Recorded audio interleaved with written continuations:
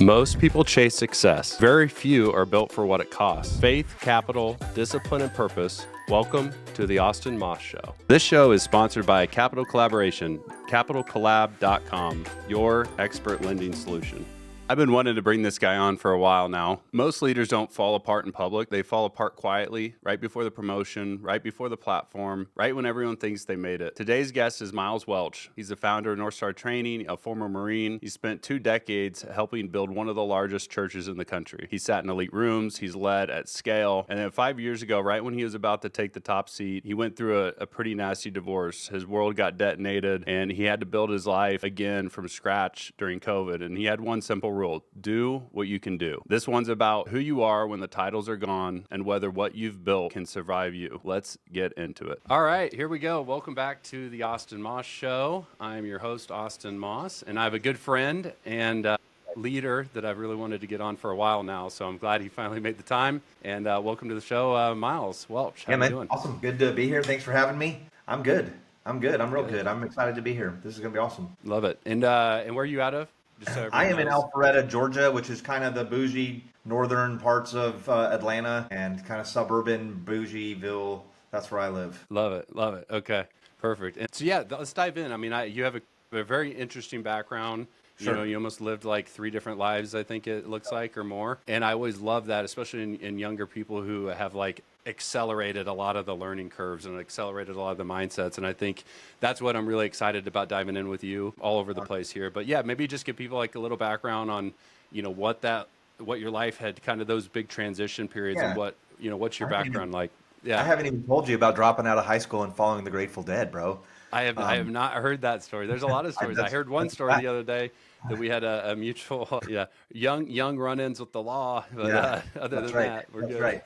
I grew up in California and kind of in Silicon Valley, and my family was all in computers and decent family on the outside, very dysfunctional on the inside. And so I went in the Marine Corps after high school. And so I went from like Grateful Dead, came back, graduated, went to Marines, and in the Marines I found faith. And after that, I go hard into everything, Austin. That's what you got to know. Like if I'm gonna be a hippie, I'm gonna join the Grateful Dead. If I'm gonna do the military, I'm going Marines. And so I became a Christian pastor. And so became a pastor. Let's see, in 92 I became a Christian. In 94 I started going to Bible college. In 95 I got married. 96 had my first daughter, Megan. 96 had my first daughter, Megan. 97 graduated.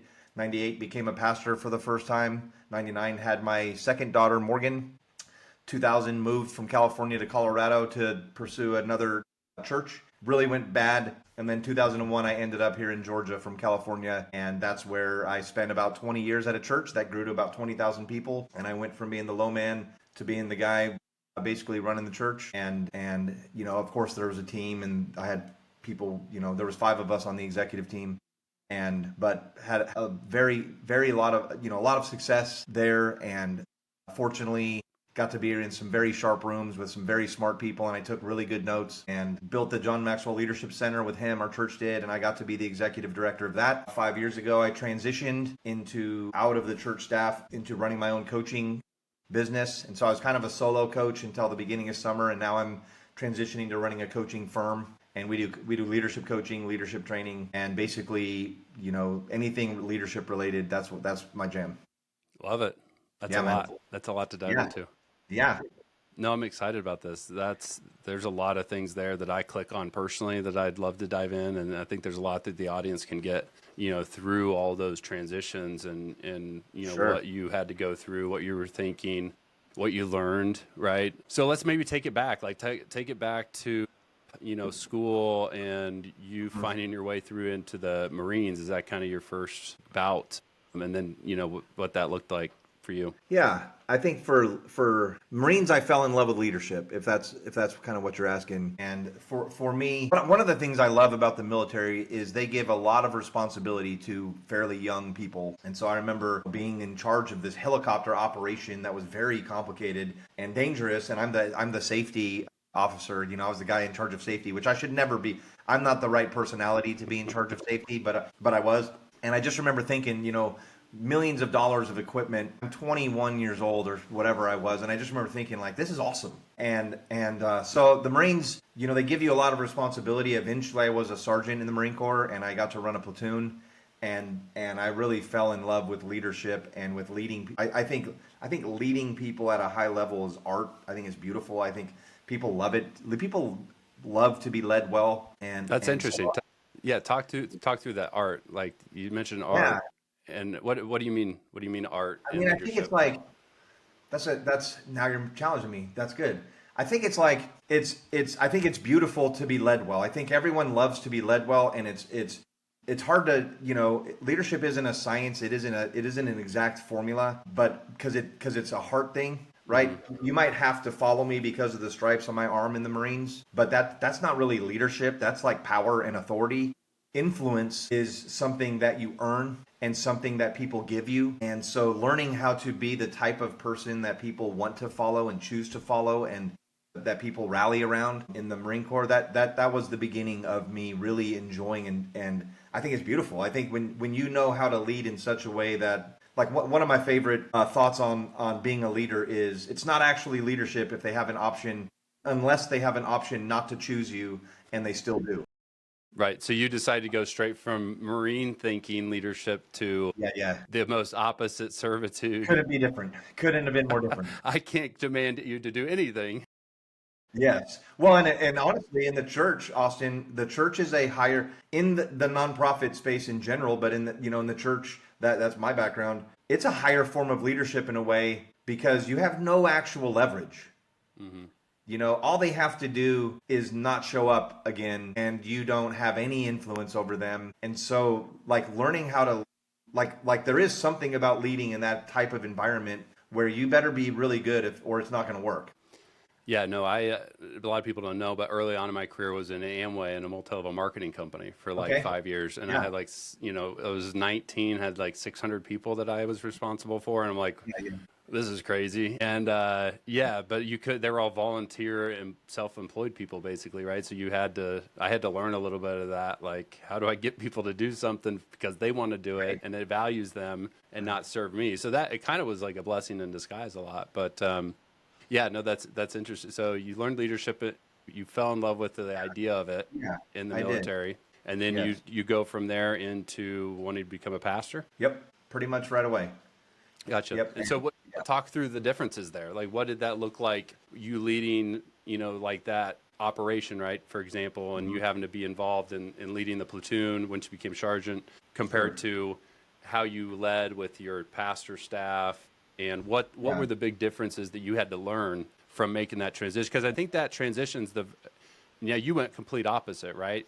But I Right. think there's other guys coming out of the military that don't have to go complete opposite, but they definitely can't do the things the way they used to do it, right? And so Sure. Oh, yeah. what are some of those things on the spectrum, like for the Sure. normal guy that you're buddies with that's coming out starting companies or working in civilian world versus going all the way to being a pastor, and what that differences Yeah. are? I'll tell you, man, in the military, I think you can get away with certain things in the military because it is such the authority is so known and it's understood. There's so much understood about who has, the stripes just are pretty, how many stripes you have are pretty compelling. And so you still have to be a good leader, but I would say getting outside of the military, the importance of connecting at a heart level with people and really having, more than just vision and good strategy, but learning how to really like have a heart to heart connection with somebody in a way where they feel cared for, they feel appreciated,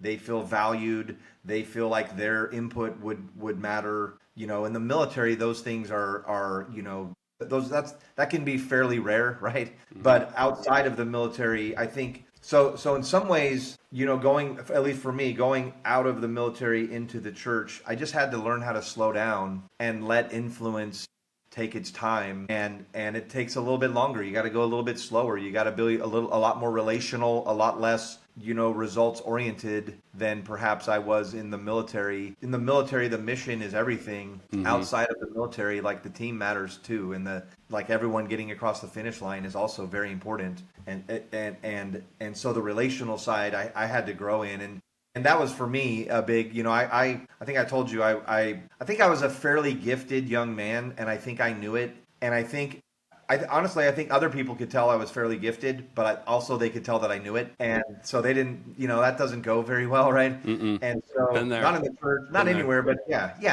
I think a lot of people with some potential, in your early 20s, you have more potential than character and humility. And I think that was me. And so I think I had a limit with people. They would follow me because I had potential and whatever, but it's not like I was connecting at a heart level. I was probably a little bit self-centered. It was probably a little bit more about me than anybody else. And so when I went to Colorado in 2000, that went really bad. That went really, really bad. And actually, I got fired from the church there for incompetence, which is very hard to do. There's a lot of incompetent pastors just making a killing out there. And I was so bad I got fired. And when I ended up in Georgia, I really was, I was reeling, I was humbled, I was ready to learn. And I was very fortunate that I found a church that they saw my potential, but they also saw that I needed some humility. And they were a big enough church to let me kind of cook in the corner and not have to put me Yeah. in front of anybody, not have to do anything. Just kind of let me, crock pot over here for a couple years and cook. And so that was that journey of humility. And again, until I came to Georgia, my experience of being a pastor was primarily speaking on stages. And then when I came to Georgia, my primary experience for the first few years was one-on-one across a table with somebody. Mm.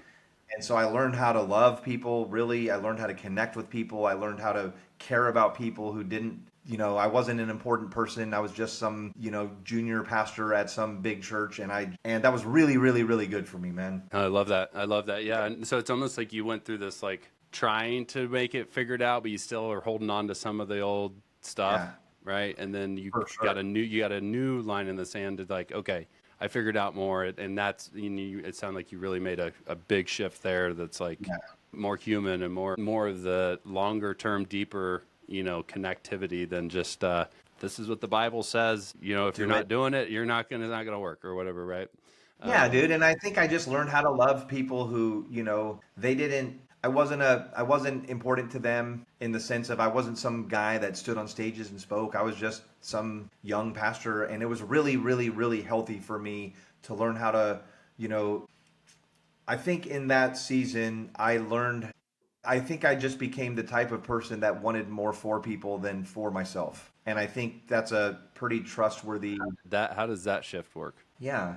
Let I me think talk it through took a that lot because of, I think a lot of people, it's something people want, yeah. but sometimes they don't know what that looks like. One, and two, they don't know how to get outside themselves to be able to tap into that. They want the fruits of it, but they Sure. don't have quite the clear picture of what that can look like, or how to start that, or what am I even doing? Self-awareness, or Yeah. how do I even know what I'm doing wrong to be I able to love do that. that, right? I love that question, Austin. Looking back on that season, I had just failed at a church. I was in a soul searching season, and one thing that became clear to me was and this was probably for the first time in my leadership journey where I realized that the problem was me. And so that was very heavy. And I just remember thinking that I was a little needy. I was a little needy for validation. I was a little needy to to be elevated. I was ambitious, and I just kind of started processing through those things. I did a lot of journaling in that season. I did a lot of, for me, it was a big deal to be praying in that season and talking to God about what was in me and why it was in me. And so I got to some gross stuff in me, man. My saying, if you're with me long enough, you'll hear me say this, that whatever you don't talk out, you'll never figure out. Whatever you don't figure out, you'll never work out. And whatever you don't work out, it will always come out. And so that That's good. season, So the key to the first part of that though is the talk, yeah, talk and it out. and I think you got to go a step before that, and even say, okay, well, what to tap into that, I need to put something in place because I'm not going Yeah, to do it just sitting at home on the social media, on TV, on right. whatever, right? I need to tap into something, right? So what did you do to start talking? Was it really that forcing you from off stage into the people? It was, and it was that, and then it was a lot of journaling privately, a lot of reflecting, a lot of, for me, it was like turning the TV off at night instead sitting and just, because I was, I'm pretty aggressive and I want to win. And I realized again, the problem was kind of in here, that there was something in here that people couldn't get behind. And so that's okay. Like, let's go. I want to solve that. And again, I got to some places where it's like, I really needed some healing and some things, so that I like if you're not a healed person, you will always look outside of you to be healed, and people feel that. And it doesn't always come across as like weak. Sometimes it's just ambitious, right? And so I just got okay with myself in that season. I was okay. I wasn't a big deal, and I was fine with it. And as soon as I was fine with it and I was okay, then I could really meet and be with the people around me and really hear them and really engage with them and have the conversations that they needed. And I could be more focused on them, because just the needing, all the stuff here was just kind of quiet. And now I can like hear them. And so in that season, I was very fortunate. The church was growing like crazy. I was in charge of the new people. And so I would sit with, a dozen people a week that were showing up to church, and they were getting rocked, or they were, life was falling apart. There was a reason they were coming to church. And so I just got to be with a lot of people that were going through a lot of turmoil, and I got to process with them what was going on. And it just was a really, really, hopefully it was good for them. It was very good for me. Yeah, no, that reminds me of, so the first time I had that experience was doing a mission trip. I wasn't a mission trip guy, but a close enough buddy of mine asked me to go on a mission trip, so I make sure. But that's what it took for me to make those realizations. And I think it takes something different, but it takes something like that, right? Some kind of event or some opportunity that gives you the chance to see how amazing it is when you get to that level of, with what you're doing and who you are, and you don't not trying to prove anything to anyone other than just like, I know where I'm at and I'm comfortable with it, but I have these dreams. I had this, stuff in the back, but I'm at where I'm at, and I can only go forward. And it's just all these things in my head are just blockading me from so many things. And it took, so unfortunately, it took me years. I've seen other people take years, and it just, for other people that doesn't take years, I hope they can hear some of these things and realize like sooner than later, like that's their blockade. That's what's really hurting them. It's like you try to pinpoint these things, but, to something more finite, but you have to zoom out almost to see it.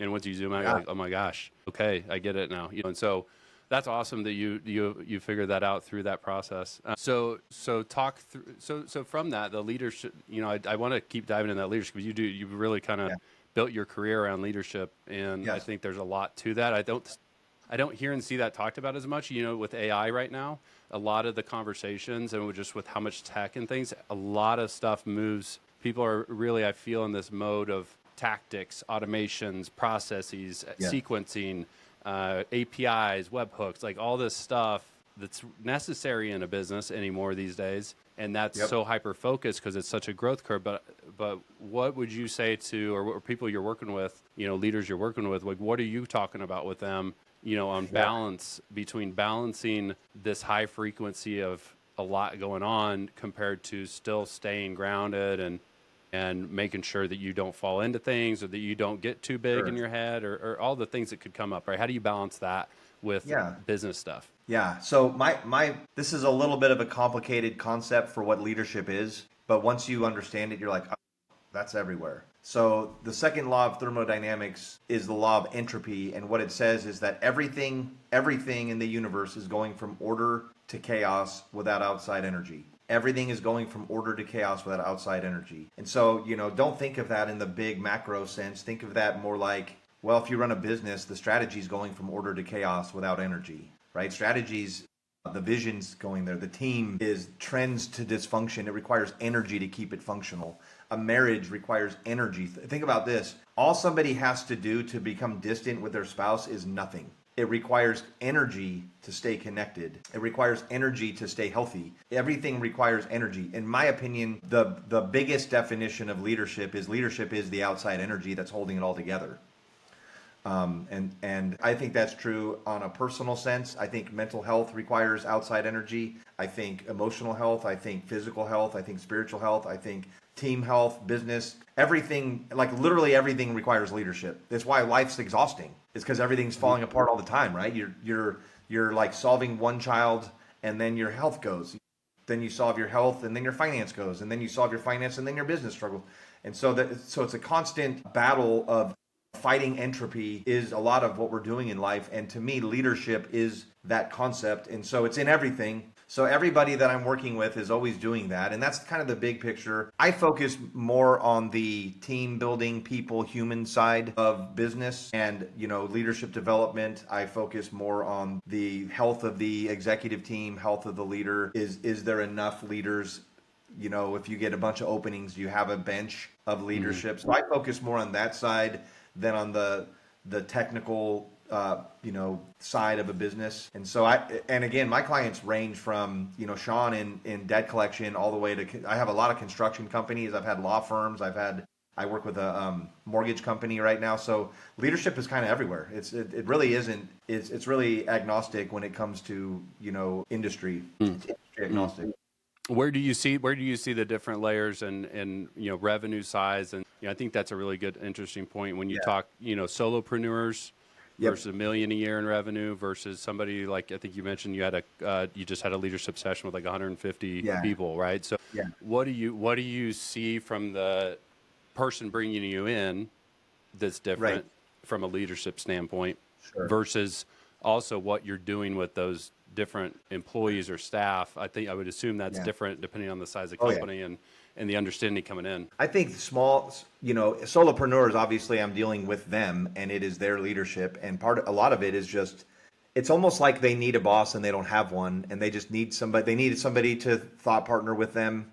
And they need somebody to hold them accountable to the things they say they want to do. So a lot of what I do with my solopreneur clients is kind of set goals, help them reach them, help them think through what they're trying to achieve. And I will do some of the strategy things, but I like to stay on their personal leadership and their journey side of things. And so that's what I do with solopreneurs and even like smaller, business with a couple people. I'll help them through thinking through hiring and that kind of thing. Once you get to like, I don't know, 30, 40 employees, I'm usually working more with the executive team than main person. And now it's about health. There's always relational dynamics that, on an executive team that need some oil in the some massaging.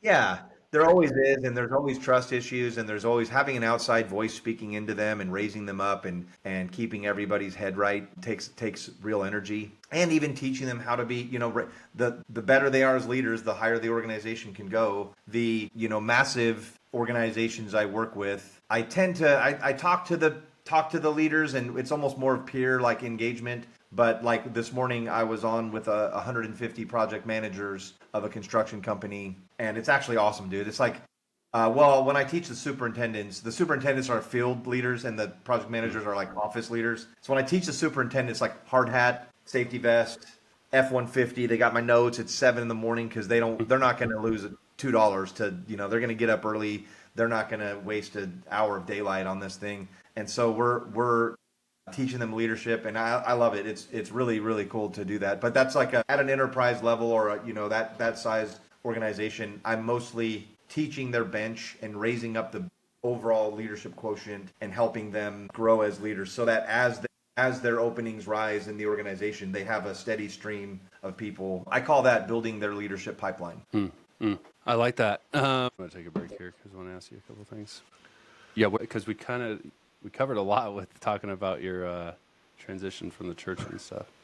I want to dive in the military a little bit more, and let's see, we're like 27 minutes. What are some other big things that you want to dive into? I think would be good for people. I think 5 years ago went through a divorce, and ended up went from kind of being the man about to take over a massive church to living in a basement and needing to rebuild a career. Yeah, we'll go into that. So I didn't know if that was the 5 years ago was your transition to the church thing. Was that but it was all that. Dude, bro, I blew up my life. So we can start and go back into that. You want to talk about that? There's good stuff in that. Yeah. And there's stuff I can relate to on that. Okay. All right. So I want to dive in, a little more, because I know you, right? And there's other things that, you're willing to talk about, that's Sure. happened in that church transition, right? So talk through that. What kind of happened 5 years ago? I know you were married, you're not now, Yeah, man. and Yeah, life happens, right? But what dude. if you're willing to? Yeah, man. I really, I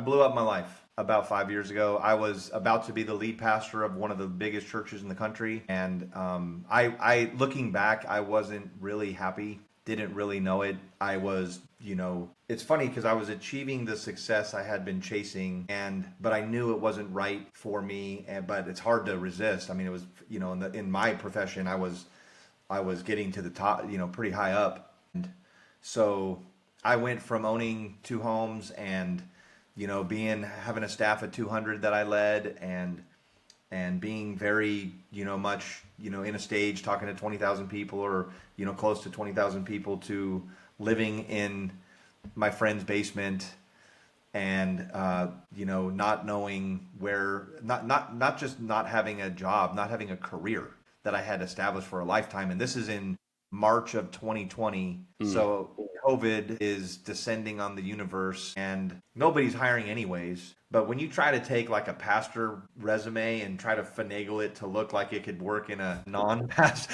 I mean, you're trying real hard, and it's just there was nothing. I mean, I literally applied to be a nighttime restocker at Kroger supermarket, because And you didn't was, get that? I hope you got that. the guy I was living with is a mentor of mine. He was actually a Fortune 500 CEO at one time, and he just said, "That's not it. Don't do that. That's a waste." And so that's the big thing. Yeah. And so I was I went from being kind of high up, and I lost a lot, and real fast, and I found myself, having to figure it out, and also reeling into personally, and man, it was by far the hardest season of my life. What was going through your mind at that time?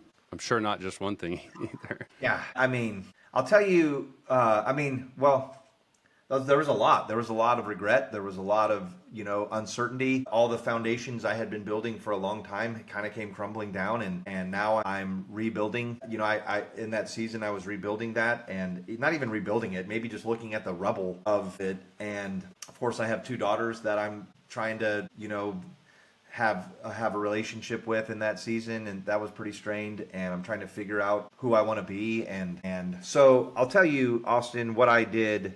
The first morning I was living in a basement, and there was a whiteboard down in the basement. Jack, who I lived with, used the basement to homeschool his kids. So it was like a classroom with a bed in it, and I lived in that classroom for a year. But there was a whiteboard there, and I wrote on the whiteboard, "Do what you can do," and I underlined "can." And the reason I did that is, it was overwhelming how much I had lost in my ability to do anything. The number of contacts on my phone that I couldn't reach out to, the number of options that I had just 2 days before that I do not have anymore, it was overwhelming to me. And I had to find a point of starting to build something new.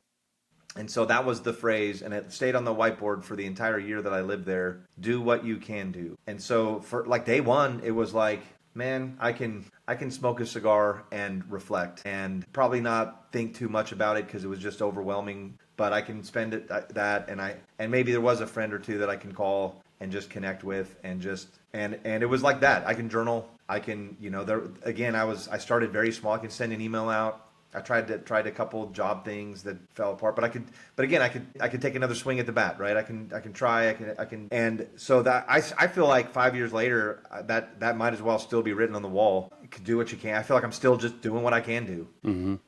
And I think that's great. I think it takes a long time to get to that point of just being comfortable and content, and once you have that contentment, it's like the gloves are off and things get opened up that you never realized, but you were so forcing everything your whole life. It seems, and I think a lot of people do it, especially type A, former athletes, people that are really trying to do big things and make impact. It's like, you got to, unfortunately you're wired to not just go sit somewhere for, 40 hours a week with nothing going on. I think a lot of people are wired just to do more impactful things. And there's a reason for other stuff too. But I think, so making an impact, I think I want to talk through some of those stories, some of those use cases. Like, I want to dive into your leadership too, but I want to hear kind of more so, who are some people that came to mind, whether it's out of that 150 group of, construction project managers or dealing with somebody one-on-one, or what are some stories that like come to mind that you're like, man,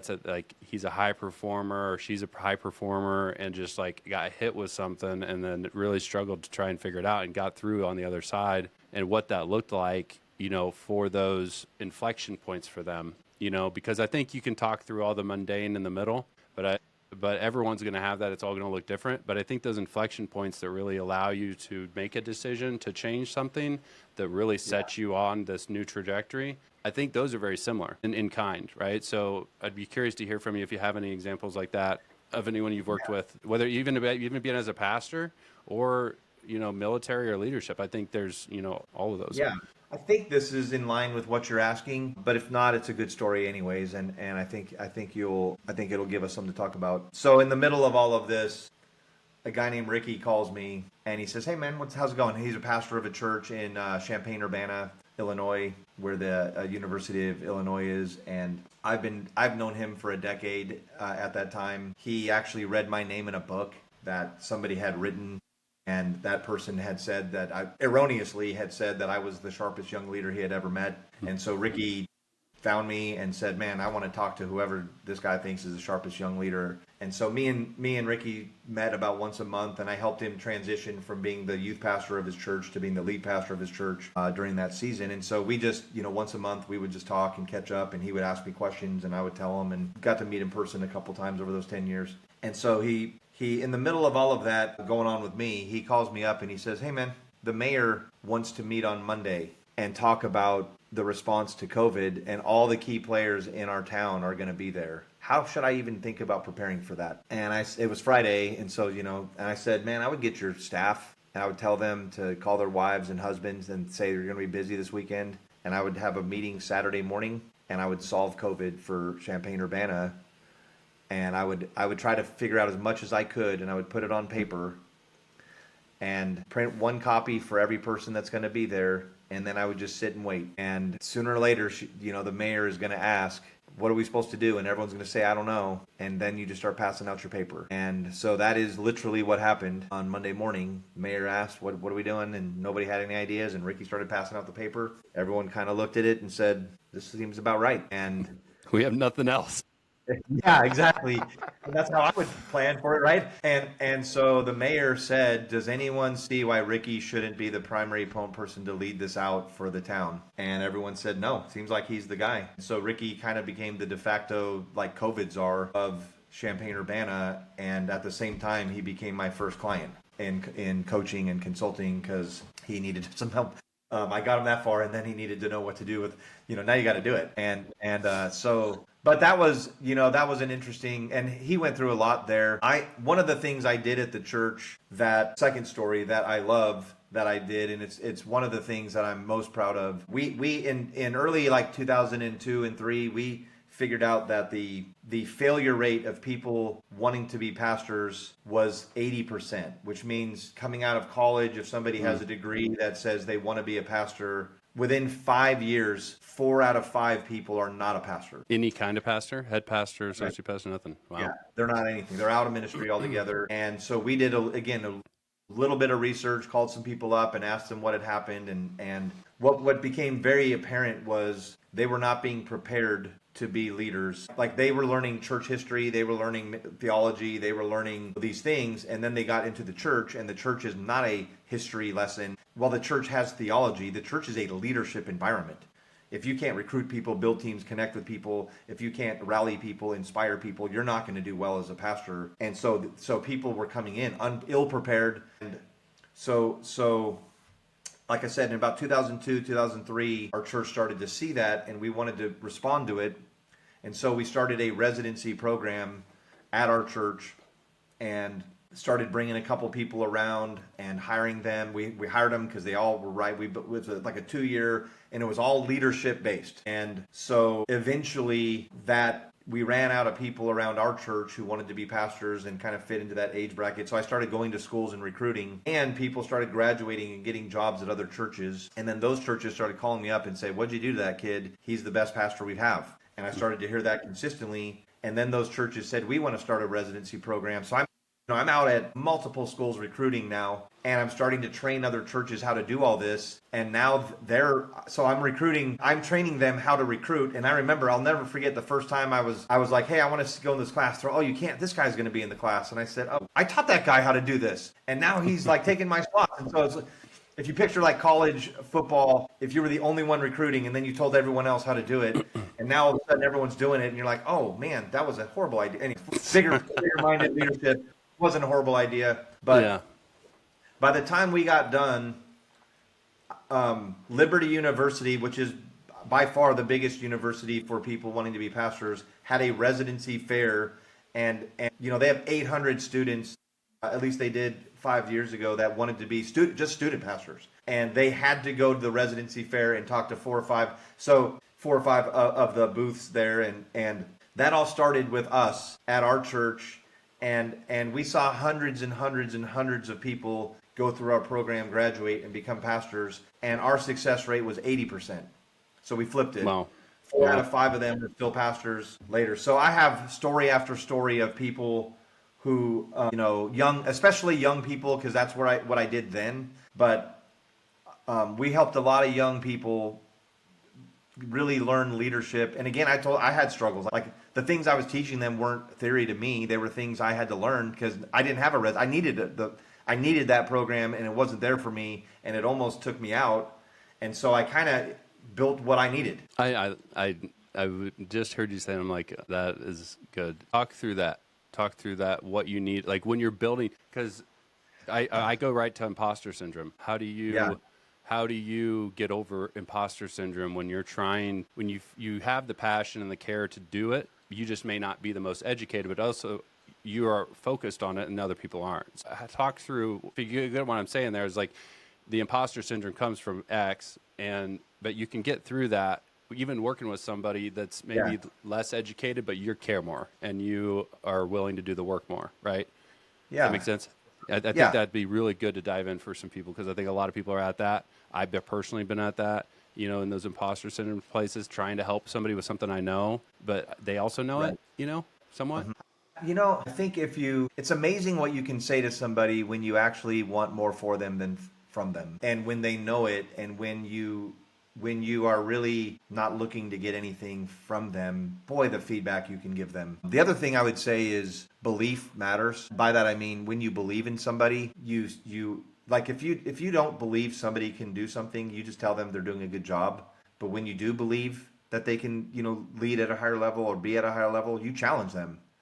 Because it's like that challenge that is rooted in belief is an incredibly transformational thing. I would say to the listener, people listening to the podcast, if you think about the people that have made the biggest difference in your life, they were probably people who you knew believed in you and then gave you a lot of feedback and a lot of challenge. And those are change agents in your life. So for me, when I had 30 residents, I would know that 5 of them are going to hang on my every word, and they're going to weirdly sound like me at the end of 2 years. They're going to like dress like me. That's a little weird. You know what I mean? They're just going to try to be little clones of me, and hopefully they grow out of that, because that's nobody needs to be, we don't need more me's. We need them.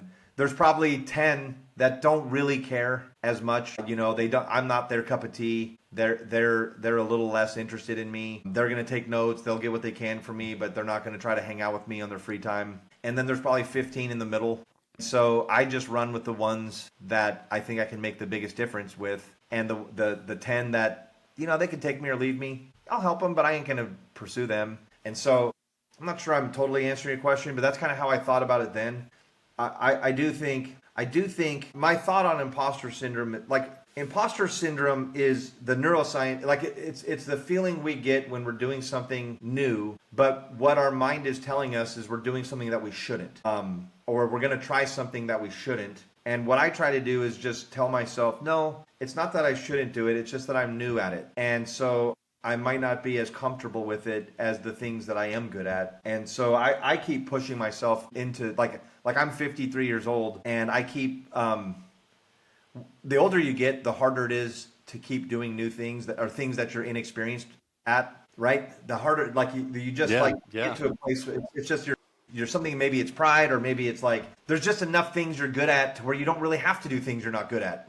And so I'm like trying to learn golf. I'm terrible at golf, and I'm trying to learn it because that's something. Anyways, something I want to learn. I'm trying to learn how to cook, and doing a couple things like that are way out of my comfort zone, but I'm trying to learn them. And so but I don't know. Imposter syndrome, I think I had when I was young. There's something about winning, getting enough wins under your belt, that little voice, it's still there, but it just kind of settles a little bit. I don't know your experience. Yeah. No, I think that's the same. I think you just got to get in and do the work, and you start to see the consistent effort, and then it kind of goes away. Yeah. But it's there, until you're doing the work, and it gets louder the more you don't do the work that you're supposed to be doing. Sure. So, yeah, that's good. Yeah.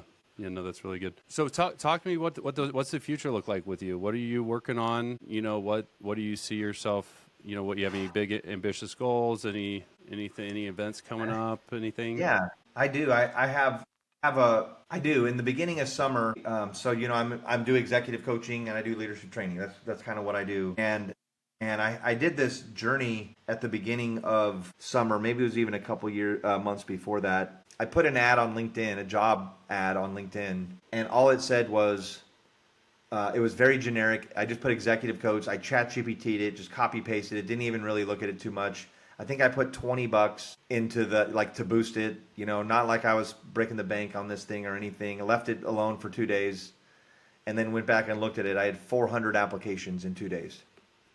And I thought, that's to hire an executive coach? Yeah, for people who wanted to be an executive coach. Right, and would you train them, work underneath your? That's what they wanted. And then as I looked at it, I realized that 90% of them were people who had a coaching website, a coaching certificate, a coaching email address, a website, had a methodology, and this is my coaching methodology, and my coach. They have everything but clients. Right, they have everything. They have everything. Here's your sign. Yeah, like 90% of them, like the overwhelming majority of them.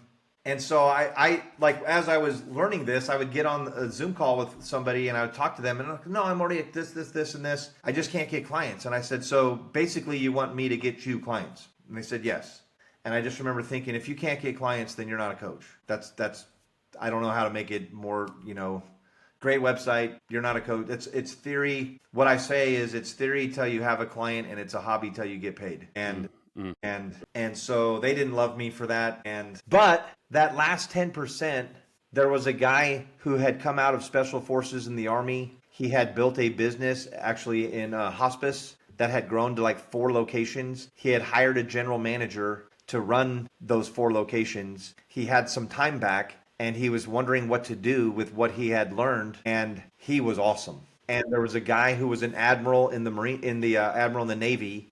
I think he might have got doged. We never really talked about it, but he was an admiral in the Navy. What do you mean doged? He had retired from the Navy at the same time that Elon Musk was going through our government, making everything smaller. So I think he might have been in that. Like you're talking about collateral damage of Doge. Yeah, I think he was forced to retire. I think he was. But anyway, that's not the point. But so he wanted to start a coaching thing. He's retired. He's an admiral. I mean, he had built a lot, done a lot. And so we were talking. He's like, "Why would I need to work with you?" And I said, "Man, it was so funny." I said, "Well, dude, what if you get a client? How are you going to invoice them?" He goes, I've been in the Navy for 35 years. I have no idea. I said, that's right. I said, you have all the experience, but you don't know how to build a coaching business. He goes, okay. So the next month, I put an ad out that said side hustle coach. And I said, if you have built something and you have success and you do not want to leave it, you just want to leverage it to start some coaching and maybe have 4 or 5 clients, and you don't have a certificate because I don't care about that, but you've built something so that you don't need a certificate. You've built something. And so I had those things, and I started to recruit. I had about 15 people that I've whittled down to 4, and I'm working with these 4 people now. And once I get the culture right and I get some things right, that I'm still working with them, I'm going to open it back up once I get it right. And then when I get it right, I think I'll have, 20, 30, 40 coaches within 6 months that are working with me, because I'm just tweaking culture. I'm just tweaking systems. I want to do it while it's small, because I think if I have 40 people and then I realize there's a problem, that's probably a little late. That's a bigger problem, right? Yeah. So I think over the next year, again, I'm transitioning from being a solo coach to running a coaching firm. Mm-hmm. Right in the middle of that transition, I'm super pumped about it. I think it's great. I almost want to pick a fight with the coaching certification universe. Man, if I would tell you the conversations I've had the last week about all that stuff, it's just I get it. It's like I never so like early on in my career, I have seen success really early, like 17, 18, 19, 20 years old, speaking on stage. And like I even then was hesitant of outwardly saying I'm a coach, because right. I'm like, I hadn't done anything yet. Well, I took that. So I was like, I got to actually, one, have a company, get the experience, beat my head against the wall, fail enough to be able to have something to say. Otherwise, who am I to be talking? And so now you fast forward, you're like, well, coaching's a business, and like running a business. Right. Like, well, you had to have had something. You can't just be sitting at mom's house in the basement and then all of a sudden be like, I want to go be a coach instead of go to college. I'm like, because there's a lot of that, and I'm like scared for them, because I can see they're just going to beat their nobody. They're not going to get. Now some will make it, some will figure it out, right? There'll be guys in there, girls in there that, they're like, they make realizations and they're self-aware, right? Sure. But I think a lot of people, if you're going into that, you may not be self-aware if you think you can coach and not have experience in the actual depth of it, and you're reading out of a book. I mean, that's kind of goes to the same adage why I didn't go to college, because the professor had never ran a successful company. So why would I go to college to listen to somebody that had never ran it? Sure. So I always had that as a limiting belief for me to be able to do and coach and help people. But, I think to your point, I think you have to have some, something to give away, right? And if you're not willing to at least go learn the techniques of coaching, then it's like you said, you lived it. You don't need the certificate, right? I think there's more to that, because there's just people out there spending money and they're getting a course, or they're getting some kind of BS that's like not really going to move them along. Like they need somebody that's dynamic that can feed back and forth on them. Just reading something or listening to something, you're not going to get that self-awareness litmus as to like where you're at in this whole scheme of things, right? Dude, when I was a pastor, I was in consulting. I had a lot of churches calling me, and I had a lot, even businesses and things outside of the church that would call me up. And I'll never forget, I had like 6 people ask me in the last few years I was at the church. I remember they'd sit down and they'd, hey man, how do I become a consultant? And the first one that asked me, I just thought, man, I never even thought of myself as a consultant. And so I thought about the journey, and it was like, well, get really good at something and then your phone rings, because people want to know how you did it, and then you're a consultant. Mm-hmm. And I don't know how to bypass the get really good at something. And but the problem is that's 10, 15 years of time to get really good at something before your phone starts to ring. And so like that was my journey. Mm-hmm. And so I just thought, and again, I don't want to be cynical and say that all those certifications are just big money grabs at people who are desperate to get into that field. Yeah, no, some of them are legit for sure. Like, like Jay Shatty has a certification program. I talked to one of his guys. Like he's doing the right thing the right way. He cares enough to be able to help them, right? But like there's other ones that are just randomly you find online that's like, like what am I actually how is this Chat GPT feeding me a course that he went and plugged in, or is this real life living? And that's where I even think it's even more important these days with AI, because AI is feeding you any of these answers. I could ask it any question now, what the answer is, and that's a great answer. But maybe if they were working with somebody that had been through a lot of this stuff, they would know that, that's the 14th option, right? Yeah, that's a great concept, but that's the 14th option that I would do. You need to be thinking about these 13 things before we even get there, right? And so that's it's what you don't know that you don't know. Right. And it's like, that's a component of it. And so I'm just glad that you're getting into this, because I think the value of you dumping what your brain is into some of these leaders and coaches can start to make that, start to whittle away at that. Right. Because if you can start coaching how it looks, then we don't have people running around out there, at least in your ecosystem, you can trust that like that it's being done the right way. So I love that. Yep. Yeah. Yep. Anything else that you want to leave with people? I think there's, Oh, man. this has been great. This has been great chatting, and I definitely want to get you back on, because once you get that team out and get some of those, Yes. reports back, Yeah. right? Because I mean, shoot, we could have you on like every 6 months, just talking through like scenarios of new clients and what's happening with those clients, from an anonymous standpoint, and just, because I really think there's an opportunity to see the dark side of the business and the entrepreneur, and be able to talk about those dark sides, because it's not talked about enough. And it's really what holds people back for years, just because there's not enough people out there willing to be vulnerable enough to talk about them, thinking that it tarnishes their brand or their reputation or their leadership quality. But as you and I both know, I mean, leadership quality comes from vulnerability and the ability to be able to break down walls and connect. And if you can't break down walls and connect, and you're that holier than thou pastor, or the holier than thou CEO, or the guy that like you and I both used to be, of like, get out of my way, I know what the hell I'm doing, nobody else does. If you want to succeed, come with me. If not, you can go jump ship, and like this whole concept. And that works to an extent. I'll tell you, it does work to an extent. But if you want to be miserable for the rest of your life, that's kind of what it looks like if you don't make a change. Sounds like a good right? strategy. Yeah. So anyway, what's one thing you want to leave everyone with? Actually, before we go into that, how can people connect with you? Website, social media? Yeah. LinkedIn, Miles Welch. You can find me there. I think I'm the Miles Welch on LinkedIn, which sounds You of course a little douchey, are. but Of course. Some things don't change. Yeah. I'm kidding. Yeah. I'm kidding. Yeah, no, I'd love to. LinkedIn's where I do most of my like business stuff, and then Miles at northstartraining.com. My website is northstartraining.com. You can check out kind of what we're building and what we're doing there. And then I'd love to talk. And again, the only thing we actually talked about work wise that I would invite people into is if you were listening and you go, man, I built something and I could coach and I'd love to have a little side hustle thing, then man, send me an email, get on LinkedIn, and let's talk about what that would look like and what that would mean, and if nothing else, I think it could be helpful to you as you think through that. Yeah, no, I think that's great. So, and I jump in on one of your sessions every week, and that's been great. And so, yeah, no, you're an amazing leader, and you have a lot of wisdom and a lot of stuff. Appreciate you coming on, man. It's been fun. Yeah, and if there's one thing you want to leave everyone with, what would that be?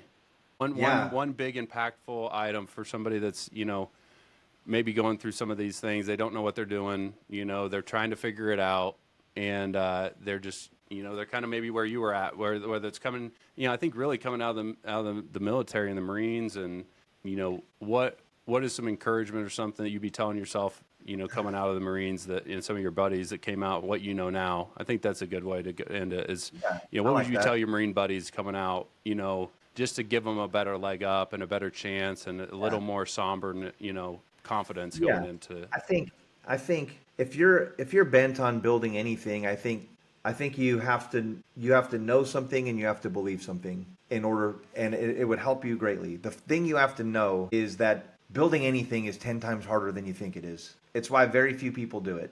It's going to be harder. There's going to be breakdowns and setbacks and days that are awful, and there's going to be moments where you want to nuke the whole thing, and there's going to be days where you doubt your own vision, and there's going to be obstacles that you never saw coming, and all of that. And that is like, you need to expect that. That is what it means to build something. It is again, we talked about entropy. The problem with it's gravity, man. Things are falling apart all the time, and your job is to keep it up. And so I think if you don't know that and then it happens, it's easy to lose heart because you didn't expect it. Like, building anything is 10 times harder than you think it is. Whatever you're thinking, how hard what you're building is, it's harder. And that's okay. And so that's the thing you have to know. The thing you have to believe is that in the end, you will prevail. If you don't quit. Yep. I love that.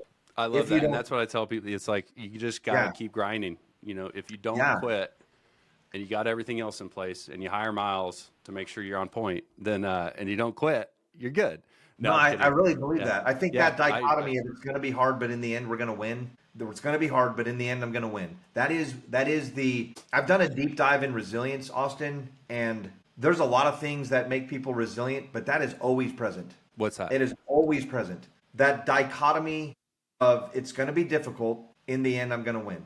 That knowledge and that belief together make a very formidable person. You almost have You to be can, overly optimistic to a fault, yeah, but still self-aware yes, at the same time. exactly. And just know that the failures are not necessarily always quit time. Sometimes it's pivot, Yeah, sometimes it's you need to learn time. But there's also times in there if you do that for too long, it maybe is quit time. But first year, 2 years, like yeah. if you're running into failures and stuff, that is not That's good. necessarily quit time. No, that is you're doing something and you're figuring it out, positive, negative, whatever. It's just you're the only one keeping yourself from making it, and because Yep, you're gonna be in your head and quit. That's really it. And I tell yep, people all the time, like it's the difference from the 2 year to the 2.5 year, from that 5 year point to 7. It's like those are those points where it's like, and they get in there. It's not the first 6 months. The first 6 months is weakness. That's not yeah. knowing what you're doing, maybe a mistake, whatever. You don't know. Yeah, Yeah, but you get into it 2 years, it probably is just the wrong thing if you haven't seen any success in 2 years. I tell people, like, if you have a thought or an idea or something that you really feel passionate about and you want to go try, like, go do it for a year. And you'll know by the end, commit to it for a year, though. Like, actually commit to it, not side gig, but if you actually commit to it for a year, you'll either learn a lot and you'll be succeeding or at least have a pathway yep, to figuring out things, or you'll have made that decision. Okay, this wasn't, and something else will come up in the meantime, right? That like is more aligned. So, but the key to all of it is movement. You got to keep moving. Can't stay stagnant. yeah, Just keep out moving. And anyway, man, I'm super yeah. pumped that you got on here. I'm excited even more so to get this out. And so appreciate you coming on, and we'll talk to you soon. Yeah, bro. Looking forward to the next time. All right, thanks, Miles.